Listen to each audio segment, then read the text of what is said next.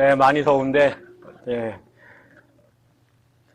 정말 하나님께서 지켜주셔야 하루하루가 사는 게 정말 기적인 것 같습니다. 더위 속에서 돌아가신 분도 있다는 얘기도 제가 들었는데, 여러분 건강하게 잘 이 여름을 잘 견뎠으면 참 좋겠고요. 또, 지난 주 중에 저희 학생들이 시험을 잘 치렀다는 얘기를 듣고, 일단 저도 기분이 너무너무 좋았습니다.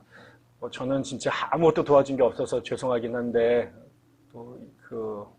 얼마나 어려웠을까 생각해 봅니다. 그 공부를, 처음부터 다시 공부를 시작해야 됐을 때, 또 이게 말도 잘 다르고, 또 문화도 다른 곳에서 공부를, 또 모르는 사람들을 처음 사귀어가면서 이렇게 공부를 했던 학생들에게 참 어려웠을 것이고, 또 가르치는 선생님들은 얼마나 또 답답했을까, 이런 생각도 들고, 그런데 그 아까운 시간, 그 귀한 시간을 아끼지 않고 이렇게 보면서, 우리 교회가 그 덩어리는 조금에도, 우리가 잘 가고 있구나라는 생각들이 들었고, 한편으로는 우리 교회가 뭘 해야 될지에 대한 하나님께서 이렇게 샘플을 살짝 보여주셨다는 생각이 들어요. 모양은 계속 달라지겠지만 본질은 같은 일들을 계속 하게 되지 않을까 싶고, 우리 안에 아무도 안 알아주겠지만 우리 안에는 하나님께서 정말 이루셨구나라는 생각들을 하게 돼서 너무나 기뻤고요. 세월이 지나면서 더 큰 일도 감당할 수 있고 또 많은 친구들에게 이런 도움을 줄 수 있는 그런 날이 됐으면 참 좋겠고요. 일단 하나님께서 100배로 축복하실 거라고 믿고 감사를 드립니다. 저는 오늘 베드로가 나오는 본문을 갖고 예수의 제자 베드로라는 제목을 선택했습니다. 사실은 이제 이 본문은 순서에 따라 간 것이었지만, 이 본문을 읽으면서 하나님의 인도하심이 있다는 생각이 좀 들었습니다. 왜냐하면 우리가 아는 것처럼 지난주 한국 교회와 한국 사회 전체 아주 이렇게 그 다음에 검색 순위 1순위에 오를 정도로 그 라이징 코리아를 이끌었던 대표가 그 어린 학생을 성추행한 것 때문에 세상이 발칵 뒤집어지는 일들이 벌어졌죠. 그래서 이 SNS에 아주 온갖 이야기들이 나오고 또 그것이 또 기독교에 대해서 적대적인 생각을 갖고 있는 사람들한테는 또 하나의 굉장히 재미있는 가십거리를 제공했고, 사실 그렇지만 그 사건의 피해자였던 사람뿐만 아니라 그 집회에서 은혜를 받았던 너무나 많은 젊은 친구들한테는 도대체 신앙에 대하여 근본적으로 제고하게끔 만드는 굉장히 폭탄 같은 그런 이야기가 됐죠. 사실은 저는 라이징 업 코리아라는 운동은 알고 있었지만 대표는 잘 몰랐습니다. 그런데 그 일이 아마 전국에서 청소년들을 대상으로 한 집회 가운데 가장 권위도 있고 많은 사람들이 참여하고 가시적 영향도 아마 제일 많이 줬던 그런 집회인 것 같고, 그래서 주변에도 이 일이 터지고 나니까 거기에 다녀왔다라고 하는 사람들이 제 주변에 참 많았던 걸 보고, 또 그 전까지 아마 우리나라에서 정말 선안에 꼽힐 정도로 설교를 잘하고 굉장히 감동적이고 열정적으로 복음을 전했던 사람으로 이렇게 알려져 있더라고요. 그런데 이제 벌써 오랜 시간 전에 그런 일들이 있었고, 그거는 이제 드러난 사건이고 또 드러나지 않은 일들이 또 뭐가 있는지 이러면서 결국은 하나님의 일을 하고 또 그것도 일을 보통으로 하는 게 아니라 정말 온 세상이 다 그의 이름을 알고 그의 행적을 주목하고 있는 자리에 무수한 청년들의 가슴에 불을 지피고 하나님 나라에 대한 꿈을 갖게 했던 사람이 커튼 뒤에서 그런 일이 있었다라는 게 백일하에 드러나면서 이게 그 개인의 문제, 그의 가정의 문제를 떠나가지고 한국교회에게 아니면 더 나아가서 하나님과 예수님 자체에 대해서 도대체 저 모든 것들은 뭐였을까라고 다시 묻게 되는 그런 일들이 된 거죠. 저는 사실은 이게 참 아픈 일이잖아요. 가십거리로 뒤에서 욕하거나 흉보기도 쉬운 일이고, 또 그런 일을 저지르지 않았던 사람들에게는 비난하기에 딱 좋은, 왜 그따위로 일을 했을까라고 이제 비난하기에 딱 좋은 일이긴 하지만, 같은 이런 일들을, 비슷한 일들을 하는 영역에 있는 사람 저에게는 순간적으로 뒤통수, 왜 그러면 저에게는 왜 아무도 저에게는 그런 템테이션이 올 기회가 없었기 때문에, 제가 그렇지만 만약에 나에게도 그런 자리, 그런 유혹이 산재해 있는, 그럴다면은 나는 다를까라고 생각하지 않기 때문에요. 마치 같이 졸고 있다가 옆에서 있는 사람이 죽비로 머리를 맞고 놀래면서 저도 갑자기 놀란 그런 경험이 됐습니다. 그의 죄를 옹호할 수도 없고 옹호해서도 안 되죠. 일벌백계로 다스려야 된다고 생각합니다. 그러나 더 중요한 것은 그것이 또 이 땅 위에 하나님의 나라를 위해서 헌신하고 눈물 흘리는 수많은 하나님의 사람들, 또 우리 한국교회 전체가 정말 한꺼번에 싸잡아서 쓰레기통에 던져지는 일이 돼서는 안 되겠다 생각이 들고, 이런 것들이 한편으로는 굉장히 아픈 일이지만 사실은 살다 보면 우리가 실패한 것들이 우리의 정신이 번쩍나게 할 때 제일 많은 것 같고요. 이럴 때일수록 좌절하고 낭망하거나 우리가 그냥 이렇게 냉소적으로 이 상황들을 피해가는 것도 대부분의 사람들이 하겠지만, 과연 기독교에서 우리가 성경이 말하는 제자도라는 게 뭘까? 우리가 믿는다라고 말할 때 그게 뭘까에 대하여 다시 처음부터 되묻는 시간들이 있어야 된다고 생각이 들어요. 저는 오늘 우리가 이 베드로라는 사람은 저랑 이름도 비슷하기 때문에 애착도 가지만, 승질도 살아가는 모양도 참 비슷한 거를 봐요. 참 잘할 때는 참 잘하는데 넘어질 때는 아주 와장창 넘어져가지고 코가 깨지고 머리가 터지는 그런 모습들을 봅니다. 저도 제 자신을 보면 반듯하게 잘 가는 것 같은데 어느 순간에 곁길로 빠져가 있거나 잘 쓴 것 같은데 넘어져 있거나 그런 것들을 잘 보고, 그래서 베드로를 읽으면 사실은 바울은 별로 잘못한 게 별로 없어요.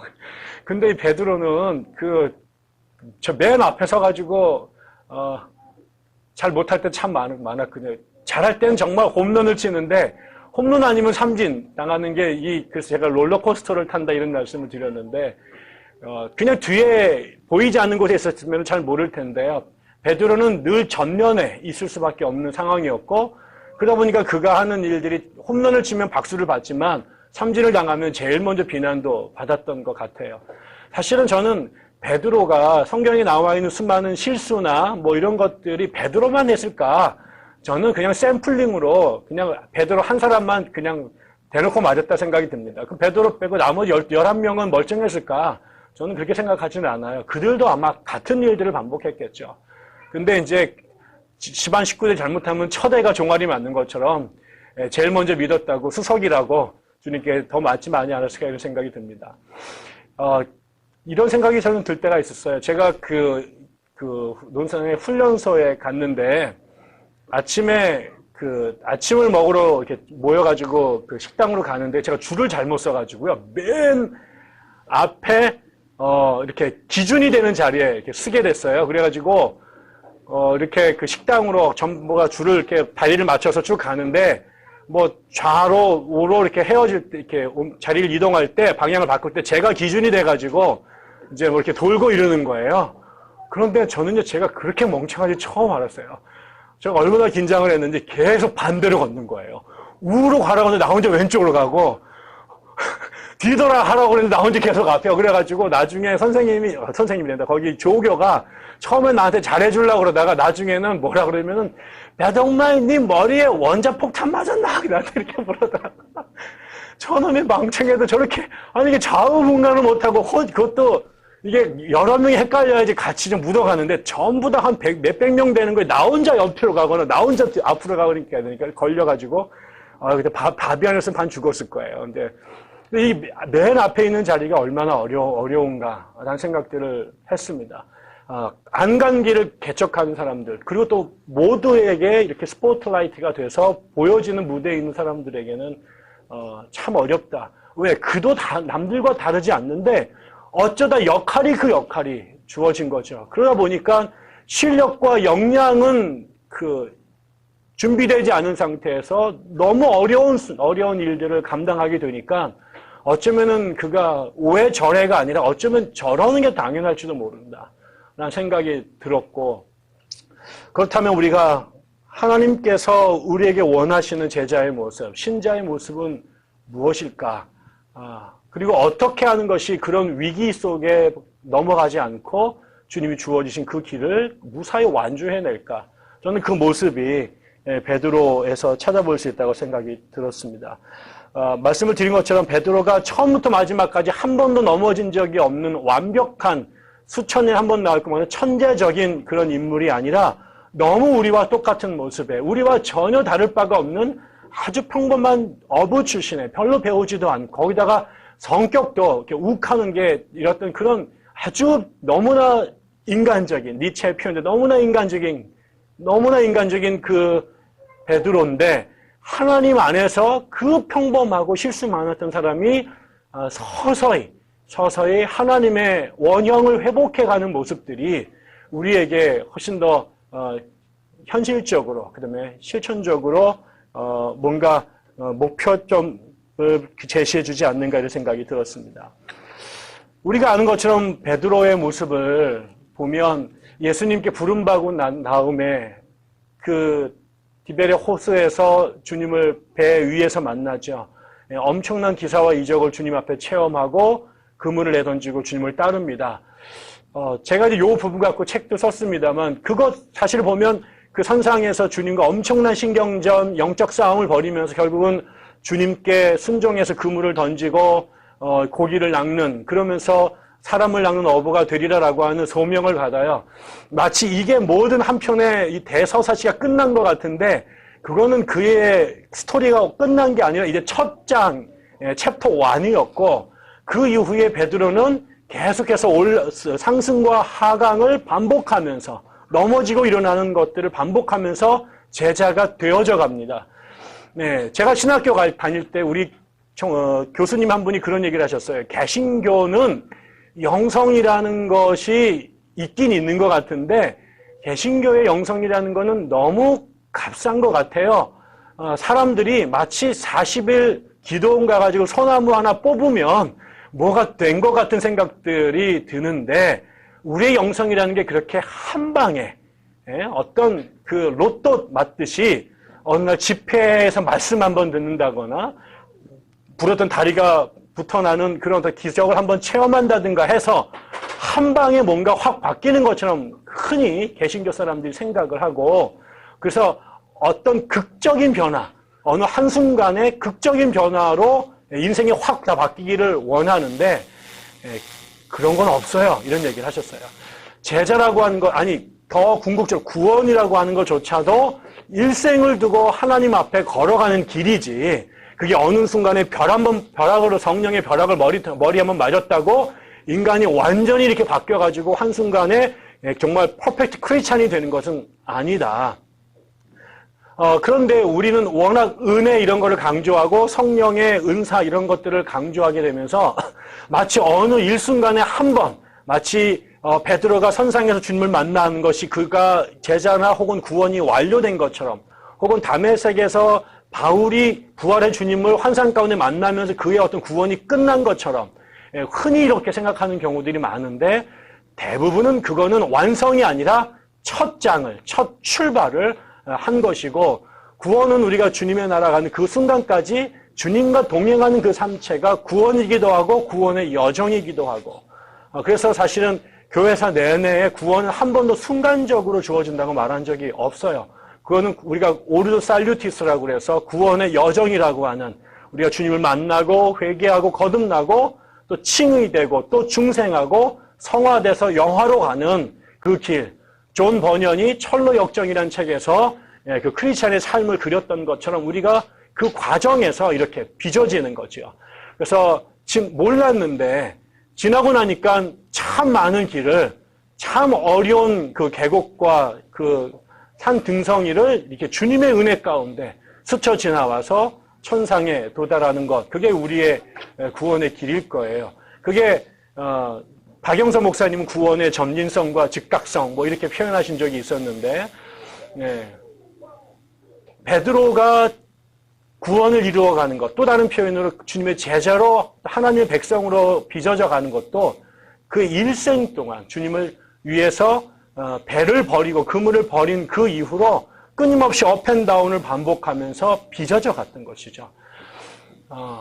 그래서 오늘 그가 결국은 그 주님 앞에 한때는 당신이 그리스도시요 살아계신 하나님의 아들입니다라고 너무나 찬란한 고백을 했지만 바로 순간 뒤후에 주님의 십자가의 길을 예시하자 그러지 말라고 온몸으로 가라앉았다가 마귀 새끼라는 얘기를 듣게 되고 얼마 전까지 반석 너 위에 내가 교회를 세우리라고 하면서 천국의 열쇠를 받았는데 바로 마귀의 괴수로 추락하는 일들이 벌어졌고요. 또 주님을 따르겠다고 그렇게 호언장담했지만 우리가 아는 것처럼 어린 여인 앞에서 그 아주 하급한 그런 그 주방에서 이렇게 그 여관에서 일하는 급사 아이 앞에서도 주님을 배반했던 그런 친구들, 그 중에 대표적인 사람이 베드로였죠. 잘 가는 것 같다가 뒤로 다시 물러가고 한 발 가는 것 같으면 다시 두 발 뒤로 밀려나고 이러는 것이 베드로의 삶의 연속이었습니다. 그게 자그마치 3년 동안의 삶이 계속해서 그렇게 전진과 후퇴, 올라감과 내려감을 반복했던 베드로가 드디어 새로운 사람으로 변화되기 시작하는데 또 하나의 중요한 변화는 부활하신 주님을 만나는 거였고 그 다음에 또 성령의 임재를 경험하는 거죠. 이런 영적인 체험들을 해가면서 말로 들었던, 그래서 머리씀 들었지만은 머리로 충분히 이해되지 않거나 혹은 머리로 이해는 됐는데 가슴으로 내려와 있지 않거나 아니 머리도 알고 이제 가슴으로도 받아들여졌는데 몸으로 표현되거나 따라가지지 않는 이 단계들이 서서히 하나씩 비늘이 벗겨지듯이 혹은 무장이 해제되듯이 주님 앞에 그가 한 발짝 한 발짝 그렇게 되어져 갔다라는 거죠. 이 부분이 참 중요합니다. 그래서 바울이 뭐라고 말해요? 당신이 제자들을 만날 때, 제자들을 만들 때 해산하는 수고를 한다고 바울이 말합니다. 바울은 한 번도 빌리그램식으로 수십만 명이 모인 자리에서 예수천당 불신지옥을 외치고 아멘하고 종이에 써서 당신이 오늘부터 제자요, 당신이 구원받았다고 선언함으로 이렇게 대형 공장에서 공산품을 찍어내듯이 제자들이 만들어진 적이 없어요. 베드로뿐만 아니라 바울은, 그러면 심지어 더 가면 예수님은 한 사람 한 사람을 어머니가 잉태해서 목숨을 걸고 낳았듯이 그렇게 해산하는 수고로 제자를 빚으셨어요. 찍어낸 게 아니에요. 저희만큼으로 이렇게 싹쓸이해서 만든 게 아니라 하나의 낚싯바늘로 하나씩 만나셨죠. 생각해 보세요. 여러분들 가운데 그 누구도 그 수많은 무리들 중에 하나 끼어 팔려가지고 주님께 돛대기로 팔아 넘긴 사람은 없어요. 주님은 한 번도 아무리 그 많은 사람들이 있어도 그 사람들과 다 1대1로 만나고 1대1로 자녀가 몸에 잉태돼서 목숨을 걸고 나고 그리고 수십 년 동안 그를 정성을 다해서 빚으신 것처럼 그렇게 당신의 사람들을 만드셨지 그렇게 상품화서 기계에서 공장에서 찍어내듯이 신자들을 만들어내지 않았어요. 주님은 한 번도 사람들을 어이라고 부르거나 번호로 부른 적이 없어요. 주님은 모든 사람들을 이름을 부르셨고 그들과 눈을 마주셨고 그들과 같이 밥을 드셨고 그들이 끊임없이 깨닫지 못하고 실수하지만 기다리시고 찾아가시고 다시 용서하시고 다시 기회 주시고 이러면서 한 사람 한 사람들이 영적으로 철들게 하시고 영적으로 성장하도록 인도해 주셨죠. 그 덕택에 베드로같이 성질이 급하고 수많은 오류를 범했음에도 불구하고 주님이 그를 때로는 육체적으로 얼굴과 얼굴을 마주하고 가르치시고 때로는 부활체로 만나서 그를 가르치시고 때로는 성령으로 임재하셔서 그를 만나시면서 베드로는 끊임없이 주님을 배반하고 끊임없이 이 길을 포기하고 심지어는 도망까지 가지만 하나님은 그를 한 번도 포기하거나 혹은 내버려 두거나 버리지 아니하시고 그를 그 오랜 시간에 걸쳐서 만들어 내신 거죠. 그야말로 엄마도 애 그냥 배 10달 아파서 그냥 낳으면 되는데 예수님은 그를 찾아가셔서 그를 처음 제자로 부르신 것도 주님이고 그 다음에 사고하는 개들 가르치시고 못 알아들으면 또 데리고 3명 데리고 들어가서 또 과외 공부 가르치시고 그래서 안 되면 또 부활하시고 와서 또 쫓아가가지고 쫄아있는 애들 만나시고 또 가서 그들을 용서하시고 다시 기회를 주시고 안 되면 또 성령으로 임재하셔서 또 그들을 만나시고 또 만나시고 그렇게 해서 베드로가 조금씩 그 무지했던 사람이 한마디만 하면은 탁 알아들었을 텐데 아무리 말을 해도 못 알아들으니까 1000번, 10000번씩 얘기했다고 그랬잖아요. 제가 정민 선생이 쓴 글에 보니까 그런 얘기가 있더라고요. 우리나라에 그 정말 유명한 학자가 한 분 있는데 정말 머리가 정말 아둔해가지고요. 이 사람이 이제 그 말 위에서 머리는 무지무지 나쁘나 그냥 궁뎅이는 정말 두꺼워가지고요. 그 책을 그냥 또 읽고 됩니다. 근데 그 옆에 마부가 이제 이분을 이제 그 모시고 다니는데 어느 날 또 한 수년째 한 책을 읽었는데도 그 못 외워가지고 이러고 있는데 막 자기 머리를 쥐고 있는데 옆에 있는 마부가 줄줄줄줄줄줄 그 주인이 말 위에서 읽었던 그 경전을 다 얘도 다 외웠는데 그런데도 이 사람은 그 머리로 또 반복해서 나중에는 이제 일가를 잃었다 이런 글이 제가 읽은 적이 있습니다. 아마 바울 같은 사람들은 예수님하고 만난 적도 없었는데 어깨너머로 배우거나 주워 배웠는데도 그 신학을 다 이루는 사람이 있지만 사실 베드로는 책 한 권 겨우 그것도 아마 자기가 헬라어를 몰랐기 때문에 아람어로 말한 거 누가 받아 적어가지고 트랜슬레이션 했을 거라고 생각이 들 정도죠. 분명히 머리에 엄청난 차이가 났습니다. 이 사람은 어깨너머로 배웠지만은 베드로는 그 기독교 신학 전체를 정비했지만 이 사람은 직접 배우고 이 온갖 것 다 들었는데도 책 한 권 제대로 쓰지 못한 사람이 베드로입니다. 그런데 그 인간적으로는 베드로와 바울이 어마어마한 역량의 차이를 가진 사람이었지만 그러나 결국은 오늘 본문에서 확인하는 베드로가 세월을 지나면서 어떻게 빚어졌는가를 보면 참으로 경이롭습니다. 먼저 우리가 오늘 본문 읽은 거 보면 바로 그 앞장에서 우리가 그 욥바하고 또 어디였죠? 그 루다에서 2번의 연속의 기적을 일으키게 됩니다. 루다에서 애니아라고 하는 8년 된 중풍병자를 오늘 성경 보면요 말 한마디를 고칩니다. 주님께서 너를 고치시길 원하는다. 야, 날지어다. 그랬더니 8년 된 중풍병이 납니다. 그 다음엔 이어서 욥바로 가가지고 여기 이번엔 더 엄청난 일이 벌어지죠. 이제 다비다 혹은 또 이게 이름이 이제 번역해왔습니다. 도르가라고도 하고 다비다라고 하는 여자가 죽었어요. 시체가 위에 이제 관 속에 들어가 있었을 텐데 그 사람을 하나님께 기도하고 난 다음에 일어나라고 외쳤더니 사람들이 보는 앞에서 일어났습니다. 지금도 중풍 걸린 사람들, 뇌종증 걸린 사람들 고치기가 쉽지 않잖아요. 근데 그 2000년 전에 그 중풍을 말로 고칩니다. 손도 대지 않습니다. 그 다음에 죽어서 이미 사형 선고 받은 여인을 다시 살려냅니다.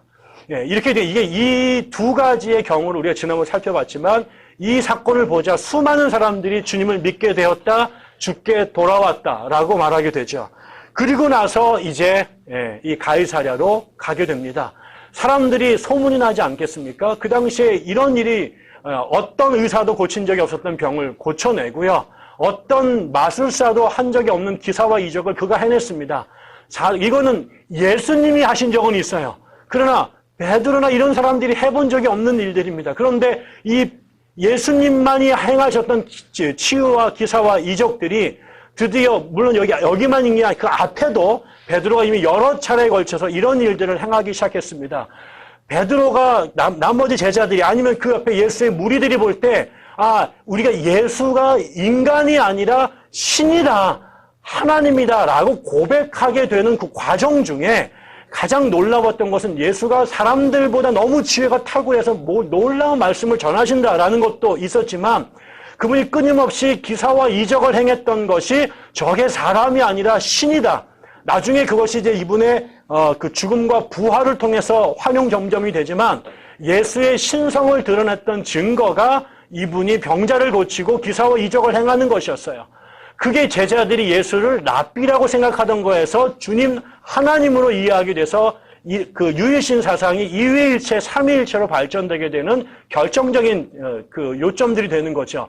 그런데 그 주님이 행하시던 그 일들을 베드로가 자기의 손으로 나타나는 것들을 보게 된 거예요. 그건 자기만 본 게 아니라 주변에 수많은 사람들이 그걸 봤어요.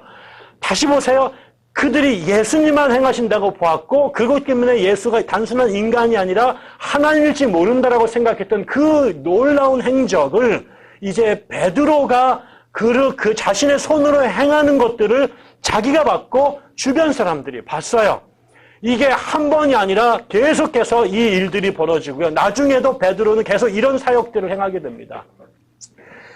어떻게 됐을까요? 다른 사람 같으면, 그 다음에 베드로가 그전 같았으면, 그 다음에 오늘날 우리 주변에 벌어진 일 보면 생각해 보십시오. 제가 여러분, 제가 전에 그런 말씀 드리지 않았습니까? 제가 어릴 때 자란 교회가, 이런 그 은사가 많이 나타나던 그런 교회였습니다. 우리 목사님이 어느 날 저하고 신학교에 갈 꿈을 꾸는 젊은 아이들 몇 명을 모아놓고 그렇게 말씀하셨어요. 너희들이 앞으로 목회를 하려고 그러면은 신유의 은사를 반드시 받아야 된다. 신유의 은사가 없으면은 힘들다. 네 설교 못하지만 신유의 은사만 받으면 목회 가능하다. 그거 없으면 어디 가가지고 침술이라도 배워와라. 그래야지 네가 이게 목회한다. 라고 얘기했어요. 실제로 제가 아는 어떤 분은요, 집회에 우리 교회 오셔서 부흥회를 하시는데, 한 2시간 넘게 집회를 하셨어요. 근데 설교는 꼴랑 딱 10분 하세요. 그 앞에 40분은요, 선물을 이만큼 사오셔가지고요, 교인들을 한 명씩 불러내가지고 선물을 주세요. 머그컵도 주고, 무슨 장신구도 주면서 그게 40분이에요. 그 다음에 10분 설교하시고 나머지 1시간, 2시간은 넘어뜨리는 거예요. 방언 주고, 넘어뜨리고, 이런 게 전부 다 집회. 그런데 그분이 우리나라에서 아주 유명한 부흥 강사세요. 그걸로 한때 성결교회 제일 큰 교회를 이루셨어요. 당신이 얘기해. 나는 배운 게 없어가지고 설교 못합니다. 그리고 그 설교 빼고 나머지는 넘어뜨리고, 방언 주고, 장풍 날리고, 그거를 목회가 됐단 말이에요. 그러니까 많은 친구들이 그 설교 한 편 주려면 얼마나 어려워요? 예, 그러니까 그 설교를 준비하는 대신 삼각산 기도원 가가지고 소나무 뽑으면서 불 받아가지고 나도 장풍을 날리게 해주십시오. 라는 쪽으로 목회를 배운 친구들이 참 많았어요. 그런데 여러분, 그러다가 한 명이 살아나 보세요. 한 번 암이 고졌다고 생각해 보세요. 그리고 나면요, 3년, 4년 동안 전국 기도원과 교회를 다니면서 부흥회가 일정이 잡혔어요. 그래서 기도원도 짓고, 집도 짓고, 애들 장가 다 보내고 이런 목사님들 많았습니다. 생각해 보세요. 제가 여러분한테 이 집회를 하는 동안에 2명만 살린다고 생각해 보십시오. 암 환자 2명만 고치면, 우리 교회 어떻게 될까요? 제가 어떤 사람이 될까요? 사람들이 저를 보는 눈이 달라질 거예요. 전에 어느 목사님이 그런 고백을 하신 적이 있어요. 자기가 목회를 시작했는데 1년 정도 되던 해에 2가지 일이 있었대요. 하나는 아픈 사람이 암 걸린 집사님이 계셨는데 전 교인이 그분을 위해서 기도하는데 어느 날 목사님이 예배 시간에 그분을 위해서 기도한 거예요. 다 같이 기도하고. 근데 그분이 났어요. 그냥 얼마 있다가는 교회가 건물이 필요했는데 부목사님들이 이제 교회가 갑자기 부흥을 해가지고 부목사님들 사택이 필요한데 그게 분당이었거든요. 근데 건물을 매입을 해야 되는데 이제 돈이 없었던 거죠. 그런데 이제 어떻게 해가지고 건물을 어렵게 부목사님들 너무나 어려운 데 사시니까 좋은 집을 마련해 준다고 그래가지고 건물을 샀는데 이게 2달 만에 땅값이 2배가 오른 거예요. 그래가지고 실제로 돈을 한 푼도 안 들이고 건물이 생겼어요. 그러고 나니까 교인들 안에 이 2가지 사건이 연속으로 벌어지자 한순간에 무슨 말이 돌겠어요? 우리 목사님 용하시다. 이 소리가 딱 들리는 거예요. 그때부터 교회가 폭발적으로 성장을 하는데 밖에서 우리 목사님 용하시다. 암도 고치시고 부동산에도 은사가 있으시다. 이렇게 되니까 병 걸린 자하고 아파트 문제 해결 안 된 사람들이 꼬리에 물고 교회를 찾아오더래. 그래가지고 대박이 났어요. 그 다음부터는요, 이 목사님 모시기를 어떻게 하겠어요? 이분이 얼마나 교인들의 영향력이 큰지 한번 이분이 미국으로 집회를 가시는데 삼성의료원의 암 말기 판정을 받고 계시던 집사님이 탈출을 하셨어요. 바자마 바람으로 환자복바람으로 탈출을 해가지고 김포 인천공항으로 와서 목사님께 마지막 기도를 받아야 된다고. 그래가지고 그 탈출을 해가지고 그 마치 무슨 영화 찍듯이 이 택시를 타고 공항에 와서 그 로비에서 안수를 하고 정말 눈물의 이렇게 이별을 했다고 그러는 거죠. 그분들 생각에 암을 고치고 사는 부동산마다 대박이 나고 이런 목사님이 특별해 보이니까 사람들이 그를 특별하게 대우하기 시작을 하게 되죠. 그러면 이렇게 됐을 때 이런 일들이 자기도 생각한 것도 아니고 의도한 것도 아닌데 그런 일들이 벌어졌어요. 그리고 사람들이 박수를 쳐요. 그러면서 그야말로 세상에서 말하는 몸값이 올라가기 시작을 하게 되죠. 그러면 어떻게 될까요? 내가 주님인 줄 생각하게 되는 거예요. 그래서 내가 그거에 맞는 대우를 해주지 않으면 약오르고 서운하고 그리고 나서 그런 일들이 벌어지는 거죠. 제가 얼마 전에 들었던 어느 교회에서는 부흥회를 했는데 유명한 목사님을 모셨대요. 부흥회를 다 끝내고 가시는데 교회에서는 최대한으로 사례비를 마련해드려서 제가 들었는데 정말 깜짝 놀랄 만큼 많은 돈이었어요. 그거를 목사님께 이렇게 차에 타시면서 드렸답니다. 근데 이분이 툭 보시더니 그 돈을 창밖으로 확 집어 던지고 그리고 그냥 가시더라는 거예요. 그래가지고 그 돈을 주순 다음에 다시 2배로 해서 목사님 서울까지 찾아가서 사례비를 드리고 왔다는 얘기를 내가 그 교회에서 들었어요. 그 교회에서. 제가 그 교회 부흥회를 갔는데 지난번에 그분이 왔다. 가셨는데 그런 일이 있었다고. 근데 저는 그 돈의 10분의 1도 안 주더라고요. 여러분, 이게 사람이에요. 사람이에요. 박수를 쳐주면 올라가고 내 일이 나를 통해 그런 은사가 벌어졌는데 나중에는 내가 통로였다는 생각을 잊어버리고 내가 근원이라고 생각하게 되고 그래서 나는 그런 재주가 있는데 그런 능력이 나타나는데 그렇지 않은 사람과 동등하게 취급받는 거에 대해서 굉장히 자존심 상해하고 속상해하기 시작하게 되는 거죠. 그러다가 다 넘어지게 되는 거예요. 그게 사탄에게 넘어가는 가장 큰 유혹이에요. 그게 내가 받을 만한 게 아니라 받을 만하지 않은데 베풀어주는 은혜인데 내가 마땅히 받을 바라고 생각하게 되는 순간 그러면서 이제 몸값에 대한 고민들을 하게 되고 자기 스스로 자기의 몸값을 매겨서 사람들 앞에 군림하게 되고 그러면서 박수 쳐주지 않으면 견디지 못하게 되고 그 박수 소리가 일정한 금액으로 보상되지 않으면 힘들어하게 되고 그게 더 올라가게 되면 사람들을 하대하게 되고 자기와는 실제로 다른 사람이라고 생각하게 되고 내가 마음대로 해야 되는 생각하고 내 말 한마디면 다 죽는다고 생각을 하게 된 거지요. 바로 그런 순간에 베드로가 고넬료의 집에 갑니다. 사람들이 이미 고넬료도 다 들었죠. 요바에서 루다에서 무슨 일인지 듣지 않았겠습니까? 그가 기도하는 사람이었고 그 경외받는 사람이었는데 그러자 이 사람들이 베드로가 오신다니까 자기 식구들과 친척들을 다 모아놓고 그분의 말씀을 들으려고 기대합니다. 그분이 문에 들어오서 자 어떻게 합니까? 이탈리아의 백부장인 사람이 유대 자기네가 지배하는 식민지 나라의 그 작은 공동체의 종교 지도자였던 베드로 앞에 문간에서 엎드려 절을 하면서 맞이했습니다. 그게 아마 고넬료만의 유난이 아니라 그 당시에 베드로를 바라보는 주변 사람들의 일반적인 생각이었을 거예요. 돌아가신 예수님이 다시 오셨다고 생각할 정도로 그분과 동급의 위대한 종교 지도자가 나타났다고 생각했을 거예요. 그래서 고넬료마저도 무릎을 꿇고 절을 하는 그런 사람이 됐어요. 여기에서 베드로가 어떻게 합니까? 이거를 마땅히 자기에게 누려야 될 특권으로 생각하지 않아요.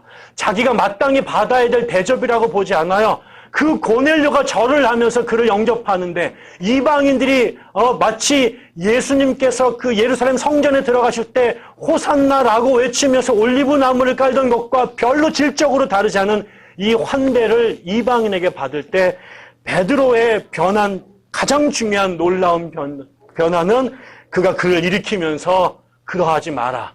나도 너와 같은 사람에 불과하다. 나도 사람이다. 나는 주님과 다르다.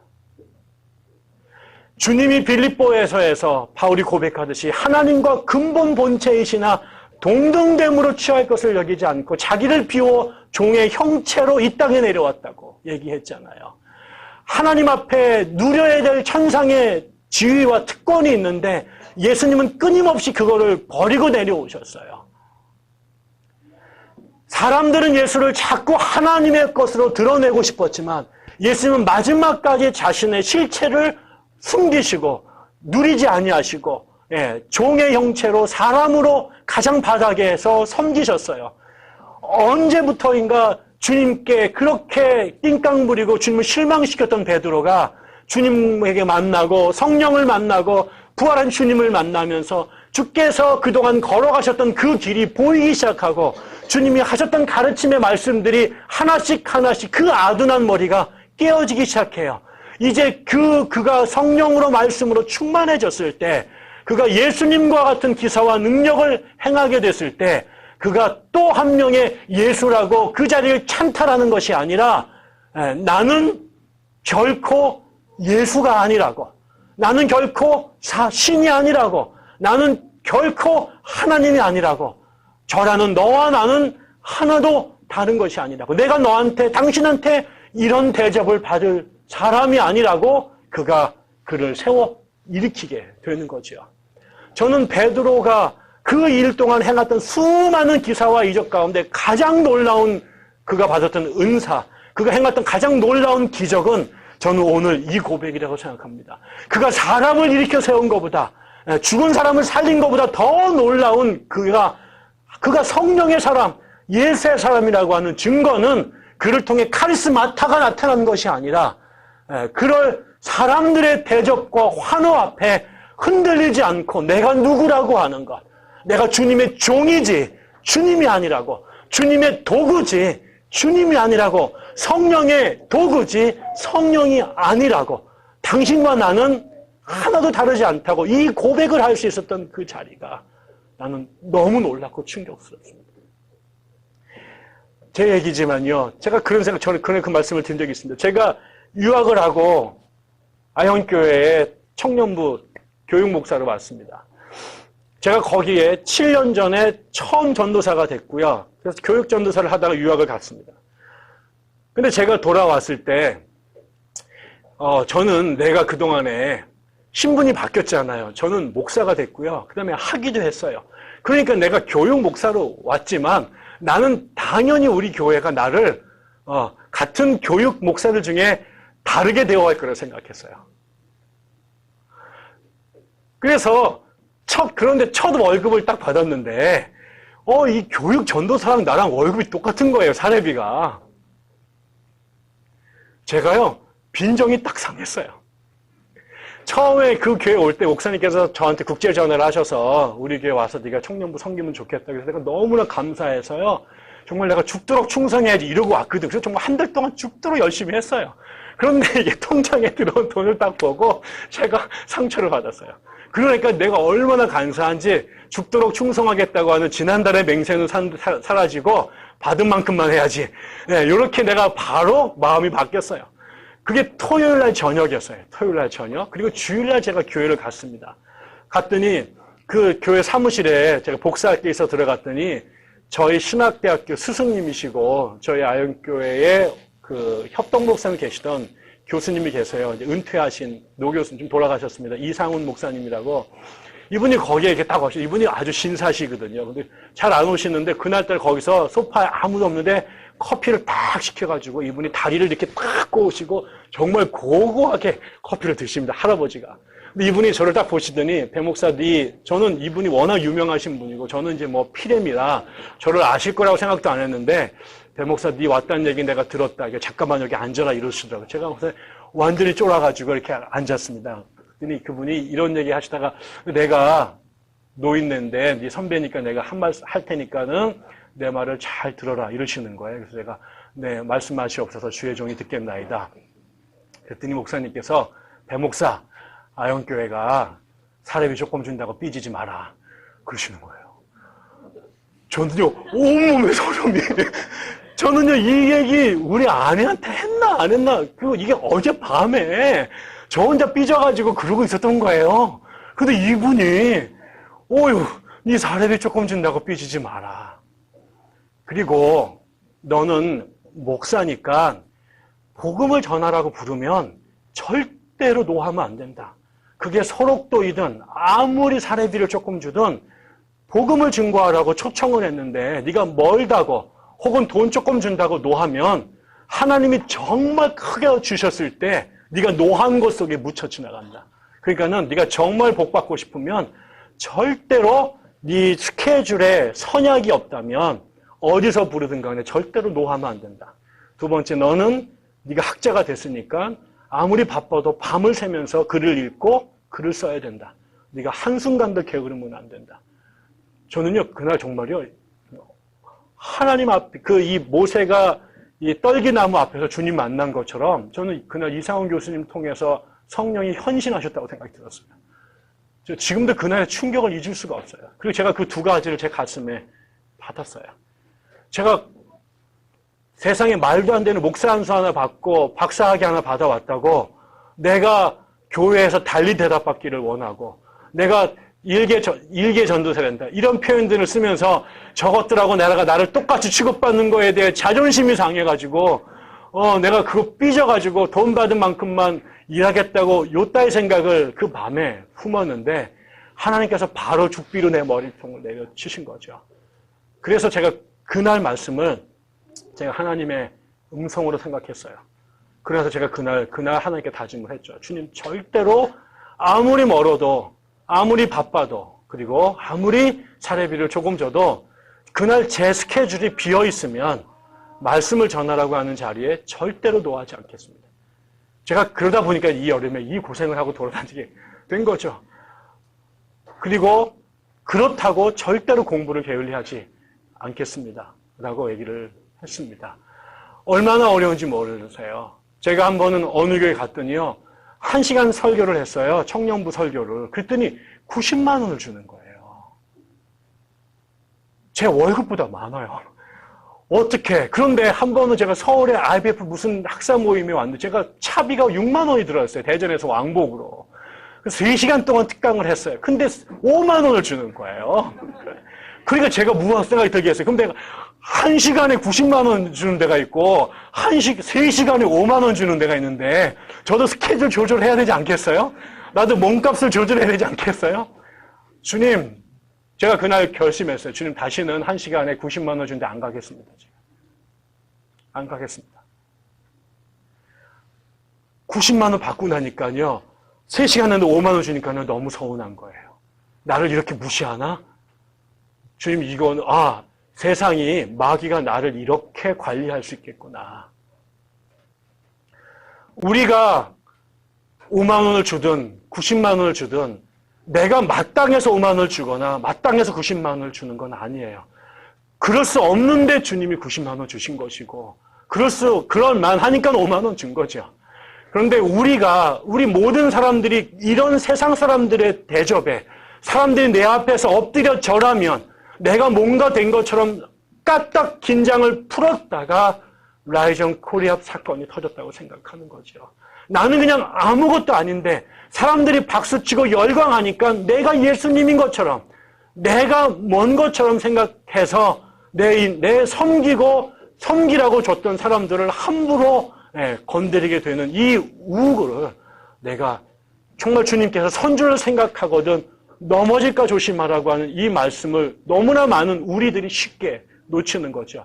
그렇기 때문에 베드로의 이 고백이 저는 너무나 중요하다고 생각하고 많은 사람들은 베드로의 그 영적인 능력에 찬사를 보내지만 우리가 더 주목해서 봐야 될 베드로에게 나타난 하나님의 가장 강력한 은사와 역사는 그를 통해 나타난 성령의 권능이 아니라 이 너무나 달콤한 유혹 앞에 자신의 정체성과 본질을 지켰던 내가 사람이라고 하는 것들을 놓치지 않았던 이 영적 정신줄을 꽉 붙잡았던 것 이게 베드로에게 주신 하나님의 가장 큰 선물이라고 생각하고 베드로가 가졌던 가장 놀라운 카리스마타는 바로 이 고백, 이 겸손, 자기의 본질을 지키는 것이었다라는 거죠.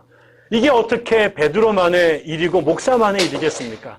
주님의 길을 따르는 우리 모두가 잊지 말아야 될 것. 우리 모든 사람들이 이 장풍을 날리는 것에, 사람을 살리는 것에, 병을 고치는 것에 환호하고 그거를 탐할 때 하나님 앞에 우리가 정말 구해야 될 진정한 은사는 내가 여전히 죄인이라고 하는 것. 내가 나 된 것은 오로지 하나님의 은혜라고 하는 이 고백을 잊지 않는 것. 영적 치매에 걸리지 않는 것. 저는 이게 가장 큰 하나님의 은사여야 된다고 생각을 하는 것이죠. 우리 백향나무 교회 성도들이 그렇게 자랐으면 좋겠습니다. 올라갈수록, 세월이 지날수록 높은 곳에서 지배하려고 하지 않고, 세월이 지날수록 사회에서 높을수록 우리 교회에서 가장 낮아지고, 우리가 보여줄 것이 세상의 권세와 재물의 능력이 아니라 우리가 우리 젊은 아이들한테 보여줘야 될 귀감은 우리가 여전히 너보다 더 낮은 것이라. 그리고 그 낮은 곳에서 섬기는 그 모습들. 내가 세상에서 나를 뭐라고 부르든 나는 주님 앞에 죄인이고 너희와 똑같은 성도라고 하는 이 고백을 목사부터 교회 리더십들이, 그다음에 교회 성도들 전체가 그렇게 배워가는 시간들이 됐으면 좋겠습니다. 두 번째는요, 하나님에게 순종하기 시작해요. 베드로가 여기 오기 전까지 얼마나 큰 갈등을 했는지 우리가 알잖아요. 계속해서 말씀을 전했습니다. 이스라엘 사람들이 가장 어려웠던 것은 나와 다른 피를 섞인 사람들과 지내는 것이었어요.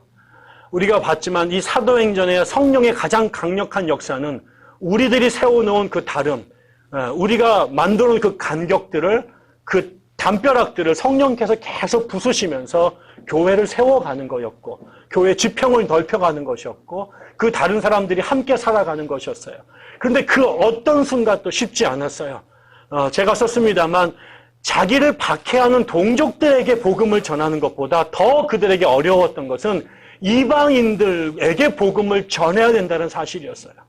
그래서 차라리 내가 동족들에게 복음을 전하다가 그들에게 박해받아서 피 흘려 죽는 한이 있어도 내가 저 이방인들에게 이 천국의 복음을 공유하고 쟤네들과 같은 자리에 있어야 되고 함께 교회를 만드는 것이 더 혐오스러웠어요. 그래서 그것이 오히려 백성들 앞에 나가서 담대하게 복음을 전하다가 죽는 일들은 기쁨으로 감당하였고 그건 영광이었지만, 이 이디오피아 사람들에게 아니면 사마리아 사람들에게 그다음에 이방인들에게 복음을 전하는 것은 정말 죽기보다 싫었던 것 같아요. 그런데 그래서 이 베드로마저도 주님께서 땅끝까지 복음을 전하라고 하는 사명을 주셨고 자기가 아멘으로 받았지만 정작 그 상황이 되자 가기 싫었고 웬만하면 하기 싫었고 다른 사람이 했으면 좋겠고, 그래서 마지막 환상으로까지 나타나서 그 장면들을 보여주셨을 때 그가 하나님 앞에 저항했지요. 마치 모세가 애굽으로 파송받았을 때 하나님 앞에 마지막까지 저항하다가 하나님이 인내가 폭발해서 성질을 부리셨던 것처럼, 요나에게 니느웨로 가라고 하는 사명을 줬을 때 그가 마지막까지 띵깡 부리다가 결국은 고래 뱃속에 들어가게 되는 일처럼 이게 얼마나 이스라엘 사람들에게는 힘든 일이었는지 모르는 거죠. 그런데 또 하나 하나님께서 이에게 주셨던 놀라운 일들은 자기가 평생 동안, 아니 수천 년 동안 그의 민족의 칼융의 표현을 하는 집단적 무의식처럼 그들이 그냥 이 아르케로 그냥 바를 속에 있어서 쟤들하고는 안 돼라고 했던 이 편견, 이 습관에 익숙했던 우리의 문화적 관습, 이거는 그동안 누구도 해본 적이 없단 말이죠. 우리가 지금도 교회를 다니지만 예수님 할렐루야 성령 축복 그러면 아멘 하지만 이게 정치적인 문제, 계급적인 이익들, 그 다음에 지역 색깔, 그 다음에 어떤 취미 이런 것들이 불거지게 되면 바로 분열되고 싸움하는 게 우리들의 신앙생활이잖아요. 같은 하나님을 믿지만은 지역마다 믿는 하나님의 색깔이 다르고, 그 다음에 계급마다 사람들이 다르고, 그 다음에 문화적인 관습에 따라서 예수 섬기는 게 다 다른데 그것들을 넘어서는 게 참 어려웠던 일이거든요. 그런데 그 일들 앞에 주저하고 저항했던 베드로가 성령을 만나고 주님을 만나면서 이가 주님을 닮아가기 시작하죠. 그래서 예수님이 그 당시에 이스라엘 사람들한테 욕을 먹었던 위험의 대상이 됐던 것은 뭐였어요? 그들이 서놓은 그어놓은 선을 주님이 자꾸 넘어가시는 거예요. 사람들이 쌓아놨던 벽을 자꾸 주님이 허무시는 거예요. 그들의 관념 속에 그들의 율법에 의해서면 만나면 안 되는 사람, 함께 살면 안 되는 사람, 함께 식사하면 안 되는 사람을 주님이 자꾸 그 담과 그 강들을 허물고 메우시는 거죠. 그랬던 베드로, 그것에 자기도 저항했던 베드로가 이제 오늘 오게 되면 그가 주님 앞에 기쁨으로 순종하게 됩니다. 그가 뭐라고 말합니까? 우리가 이방인들과 접촉하는 것이 우리의 법에 어긋난다라는 것 나도 잘 알고 니들도 잘 알 것이다. 그런데 하나님께서 그렇게 말씀하셔서 내가 부름을 사양하지 않고 왔다. 이렇게 말합니다. 넘을 수 없는 벽이었는데, 순종할 수 없는 명령이었는데 어느 순간 베드로가 그 하나님의 말씀 앞에 자기의 생각들을 내려놓기 시작을 해요. 예수님께서 겟세마네에서 기도하셨잖아요. 그도 하나님 앞에 기도할 때 기도의 제목이 있었어요. 이 잔을 옮기고 싶었어요. 잔을 마시고 싶지 않았어요. 그런데 그가 동일한 기도를 하나님께 3번 드리면서 기도가 바뀝니다. 하나님, 이 잔을 옮겨 주십시오. 그런데 하나님께서 원하시면 마시겠습니다. 라고 했던 기도가 주님, 제가 정말 마셔야 되는 잔이라면 마시겠습니다라고 바뀌어지게 되죠. 그 결국은 하나님을 바꾸려고 올라갔던 예수님이 결국은 하나님의 뜻을 헤아리면서 자기의 생각을 내려놓기 시작을 하셨어요. 그게 겟세마네 기도의 실체입니다. 근데 어느덧 철없던 베드로가 주님을 닮기 시작을 해요. 주님, 나는 먹을 수 없는 음식이고 나는 접촉할 수 없는 사람들이지만 주님이 깨끗하고 하시니, 주님이 원하시니 내가 순종하겠습니다라고 자기의 아집과 편견을 내려놓습니다. 자기의 생각으로 주님을 움직이려고 했던 베드로가 이제 주님의 뜻에 자기의 것을 내려놓고 순종하는 사람들로 바뀌어지게 되죠. 그게 베드로 앞에 나타난 놀라운 2번째 변화입니다. 그리고 마지막은 베드로가 그렇게 순종해서 하나님의 말씀을 그들과 나누죠. 그랬을 때에 드디어 그 위에 성령께서 함께 베드로의 순종과 선포 속에 일하기 시작하십니다. 베드로는 아무것도 할 수 없는 사람이 없습니다. 그가 하나님을 움직이려고 하고 성령의 길을 움직이고 예수님을 자기 마음대로 조절하고 싶었던 사람이었는데 그가 주님께 순종하고 주님께 복종하자 그가 하는 그 길 위에 성령께서 동행하시기 시작했고 그가 그냥 말씀 선포했는데 그 이방인들이 그들이 입술이 터져 방언을 하고 그 이방인들이 하나님을 찬미하는 일들이 벌어지기 시작해요.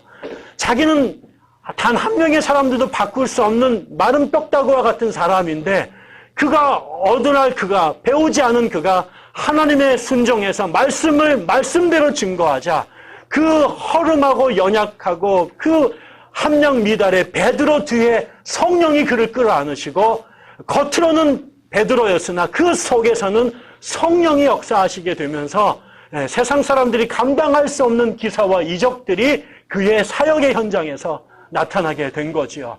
그가 주님을 움직이려고 할 때 그는 실패했고 그가 주님을 이기려고 했을 때 그는 패배했지만 그가 주님 앞에 패배하고 주님 앞에 낮아지고 주님 앞에 순종했을 때 하나님이 그 마른 뼈와 같은 그를 하나님의 생기가 그를 들어 있으셔서 마치 에스겔의 그 기사와 환상처럼 베드로를 통해 놀라운 하나님의 역사가 나타나기 시작했던 것이지요.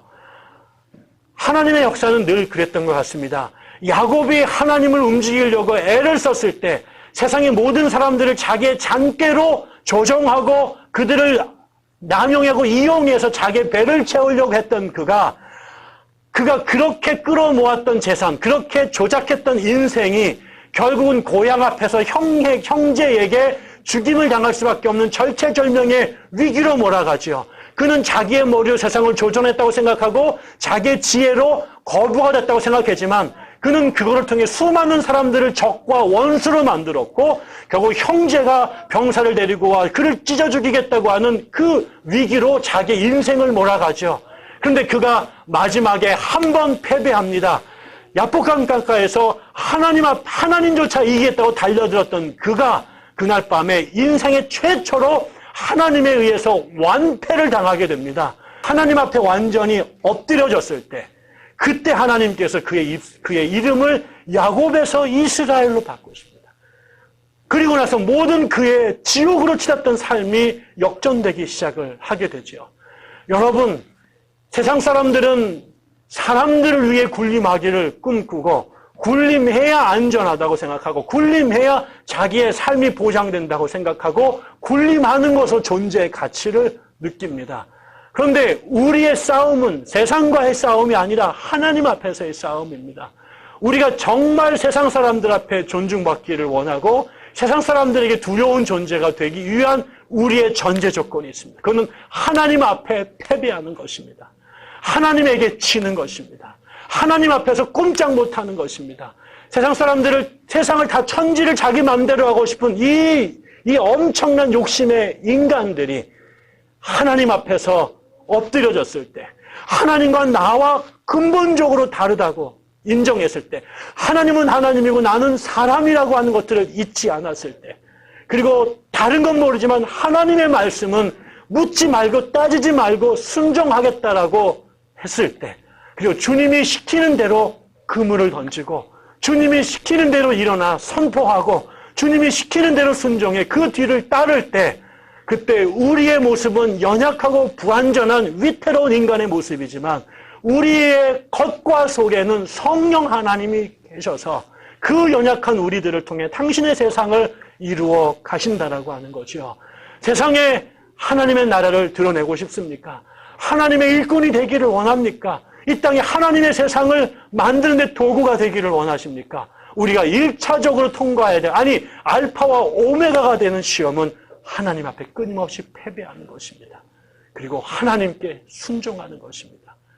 그럴 때 하나님께서 우리를 통해 당신의 뜻을 이루어 가시는 도구가 될 것이요, 증인이 될 것이요, 세상 사람들에게 하나님의 찬미를 가능케 하는 이유가 원인이 될 것입니다. 연약합니다.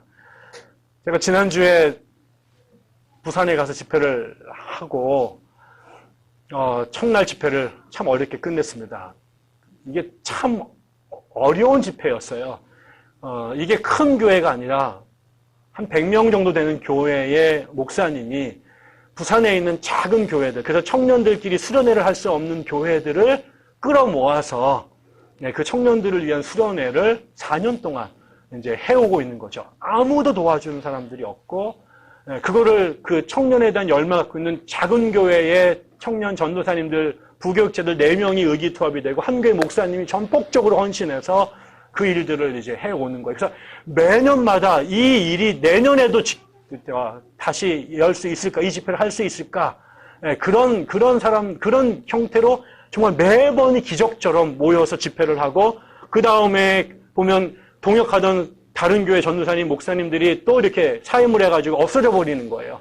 그러면은 다시 또 4명이 사역하다가 1명 남고, 또 2명 남고, 이러면서 이 집회가 4년째 이렇게 오게 된 거고, 거기 모인 교회도 다 교회니 청년부가 구성되지 못할 정도로 연약한 목사님들도 패배감에 내려져 있는 그런 사람들이 모인 거였어요. 그날도 갔는데 원래 오겠다고 약속한 교회들이 여러 개 있었는데 제가 가려고 그랬더니 며칠 전에 벌써 다 이렇게 또 이것 때문에 못 온다, 저것 때문에 못 온다 그래가 다 빠져나가겠다는 거예요. 아니, 강사라도 유명해야지 티켓 파고 와서 올 텐데 이거 뭐 듣보잡인 목사가 온다니까는, 그래서 이게 걱정들을 너무 많이 하더라고요. 올라가서 집회를 마치고 내려왔습니다. 저는 집회를 가기 전에 그 집회보다 사실은 제 마음에 여러 가지 영적인 부담들이 교회 안에 있었습니다. 하나님, 내가 이 교회를 정말 감당할 수 있을까요? 어떻게 해야 될까요? 내가 아무것도 할 수 있는 게 없는 거예요. 이 교회를 위해서 할 수 있는 게 이 시간에 설교하는 거 하나 외에는 내가 이 교회를 향해서 할 수 있는 게 아무것도 없어요. 밖에 나가서 성질 같아서는 정말 예수님 앞에서 전도전 돌리고 싶은데 그런다고 누가 우리 교회 찾아올까? 주님, 신자들이 막 모이는 것 같더니 뭐 이거 썸을 빠져나가듯이 막 이렇게 저런 일로 나가는데 이게 뭐 그거 2배, 3배로 밀려와도 승이 안 차는데 이게 뭐 몇 명 모이는 것 같다가 이게 다시 모래성 짓는 것 같이 치면 다시 내려가고 하나님 이게 또 시작이군요. 이 생각이 들었어요. 주님, 어떻게 해야 되나요? 네. 우리 교회가 잘 견딜 수 있을까요? 아무런 무기도 없는데 사람들로 하여금 당신들이 이 교회 다녀야 됩니다라고 설득할 수 있는 어떤 미끼도 별로 없는데 뭘 나눠줄 것도 없는데 하나님 어떻게 해야 됩니까? 제가 뭘 할 수 있습니까? 하나님 뭘 할 수 있습니까? 교회에서 붙어있어도 시원치 않은데 맨날 이렇게 돌아다니고 지일 바빠가지고 전체 뭐 주일 예배 빼먹고 수요 예배 빼먹고 이렇게 돌아다니는 게 이게 뭡니까? 이 생각이 들어서 제가 정말로 마음이 무거웠습니다. 기도하면서 집회를 끝나고 같이 기도하는데 원래 제 방으로 가야 되는데 제가 못 가겠다 그래서 제가 나흘 동안 같이 아이들과 기도회를 1시간씩 같이 했습니다. 근데 하나님께서 큰 위로를 주셨어요. 네가 하는 거 아니다. 네가 하는 거 아니다. 네가 그 교회 주인 아니다. 그 교회를 제일 사랑하는 사람 누굴까? 하나님 나다. 이게죠. 니들이 뭐 해야 되느냐. 순종하면 된다.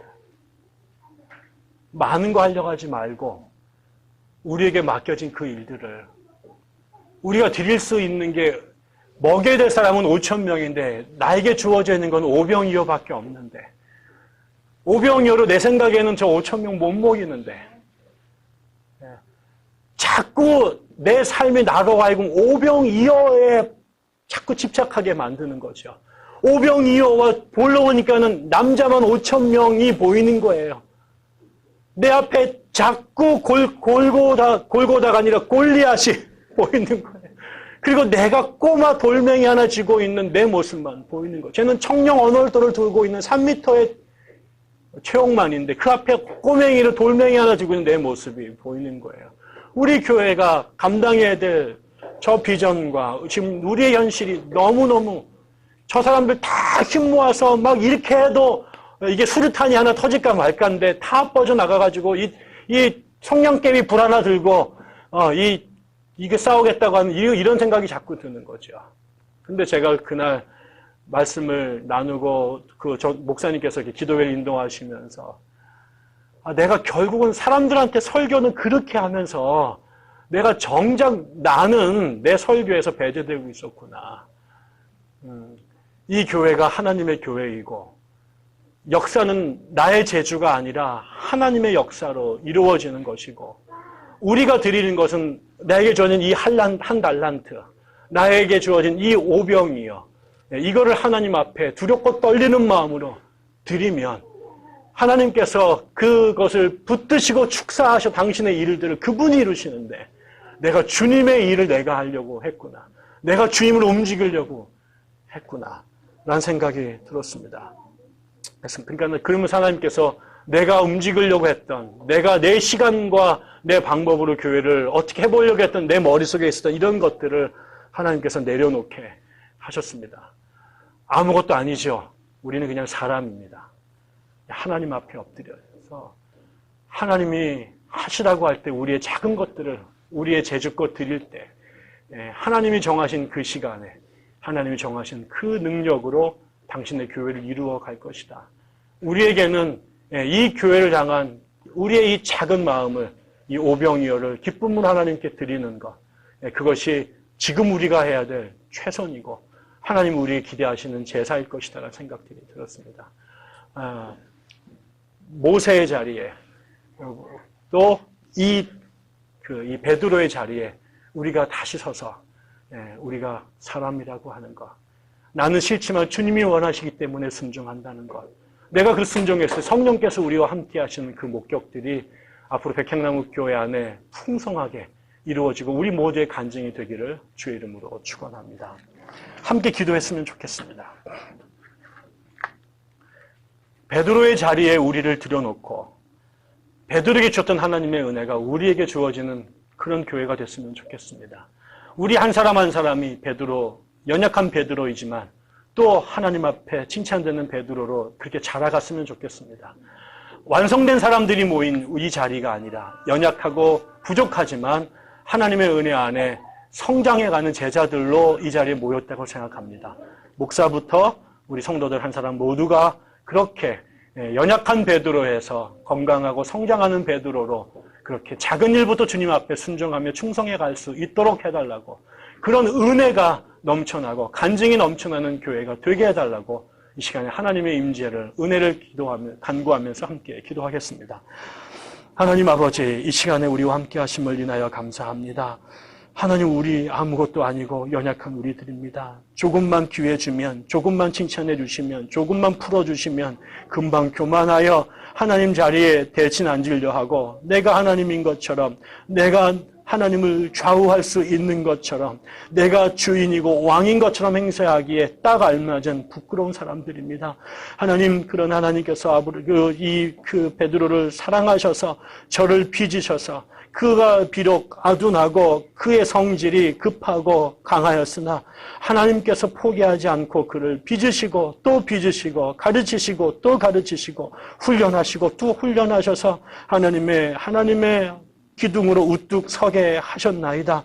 하나님, 오늘 우리가 나눈 말씀의 이 내용들이 우리의 간증이 되게 하여 주옵소서. 하나님, 우리가 성령으로 그렇게 빚어지게 하여 주옵소서. 우리의 힘들고 어려운 것들, 하나님, 우리의 주변의 환경들, 사람들의 박수와 사람들의 시기와 또 사람들의 냉소와 비판에 우리가 천당과 지옥을 왔다 갔다 하지 아니하고 우리의 시선을 하나님께만 고정하고 하나님께만 순종하고 하나님의 은혜만 우리가 누릴 수 있도록 도와주옵소서. 그래서 세상이 아무리 요동치고 세상이 폭포수와 같이 우리의 삶을 뒤흔들지라도 성령 하나님께서 우리를 지키시는 것들을 보게 하시고, 성령 하나님께서 우리를 살리시는 것들을 보게 하시고, 결국 이 교회가 하나님의 것이며 주님이 우리의 하나님 되심을 경험할 수도 인도하여 주옵소서. 주님 감사드립니다.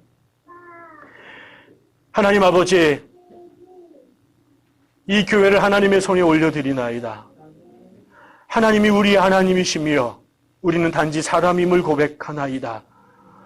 하나님, 우리 안에 있었던 마지막 남은 교만의 찌꺼기까지 하나님께서 제거하여 주옵시고, 우리의 시간과 우리의 방법과 우리의 의지대로 하나님을 움직이고자 했던 것이 있다면, 혹은 우리 마음대로 하나님의 영광을 가로챘던 것이 있다면 이 시간에 우리가 다 내어놓게 하시고 다 허물어 주시기를 원하나이다. 하나님, 우리가 다시 한번 어린아이의 마음으로 베드로의 심정으로 주님 앞에 엎드리나이다.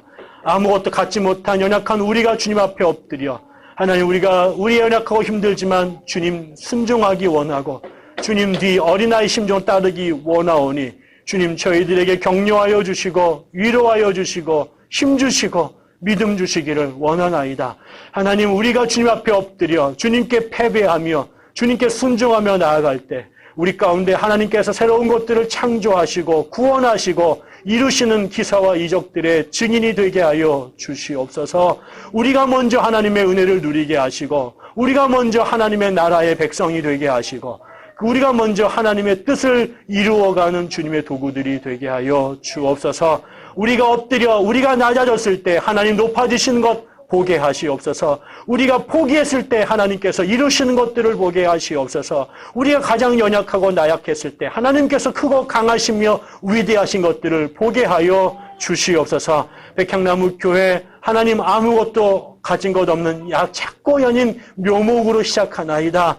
그러나 하나님이 우리의 하나님께서 우리의 가드너 되셔 우리의 하나님, 당신이 물을 우리에게 부으시고 당신께서 우리를 정지 작업하시며 벌레를 잡아주시며 양분을 공급하시며 빛을 비추시사 저희들을 하나님께서 기르시고 그래서 하나님의 나라의 숲으로 만드신 것으로 믿사오니 믿음으로 우리가 주님의 그 길에 동행할 수 있도록 도와주시옵소서. 성도들마다 위로하여 주시고 성도들마다 하나님 믿음 허락하여 주시고 성도들마다 격려하여 주셔서 하나님의 백성으로 우뚝 서게 하시옵소서. 감사드리며 예수님의 이름으로 기도드리옵나이다. 아멘.